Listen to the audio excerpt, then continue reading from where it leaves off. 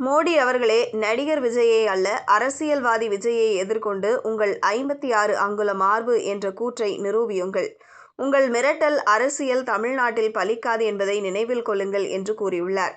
முக்கியமாக காங்கிரஸ் கட்சியின் மூத்த தலைவர் ராகுல் காந்தி எம்பி ஜனநாயகன் படத்திற்கு ஆதரவாக கருத்து சொல்லி இருப்பது விவாதங்களை ஏற்படுத்தியுள்ளது. ராகுல் காந்தி செய்துள்ள போஸ்டில், ஜனநாயகன் திரைப்படத்தை தடுப்பதற்கான தகவல் மற்றும் ஒலிபரப்பு அமைச்சகத்தின் முயற்சி தமிழ் கலாச்சாரத்தின் மீது நடத்தப்படும் ஒரு தாக்குதலாகும். மோடி அவர்களே, தமிழ் மக்களின் குரலை ஒடுக்குவதில் நீங்கள் ஒருபோதும் வெற்றி பெற மாட்டீர்கள் என்று ராகுல் காந்தி கூறியிருக்கிறார்.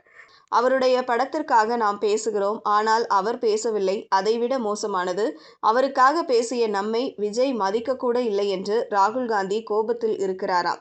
இதையடுத்து 2026ஆம் ஆண்டு நடைபெறவுள்ள தமிழ்நாடு சட்டமன்ற தேர்தலை முன்னிட்டு நடிகர் அரசியல்வாதியான விஜயின் தமிழக வெற்றி கழகத்துடன் எந்தவித தேர்தல் கூட்டணியும் இல்லை என காங்கிரஸ் தலைமை ஒரு திட்டவட்டமான முடிவை உறுதியாக எடுத்துள்ளதாக கூறப்படுகிறது. மாறாக திமுக தலைமையிலான கூட்டணியிலேயே தொடர்ந்து பயணிப்பதாக காங்கிரஸ் கட்சி முடிவு செய்துள்ளது. விஜயின் தாவேகா பற்றிய பேச்சு வந்தபோது ராகுல் காந்தி அந்த உரையாடலில் பெரிதாக ஆர்வம் காட்டவில்லை என்று கூறப்படுகிறது.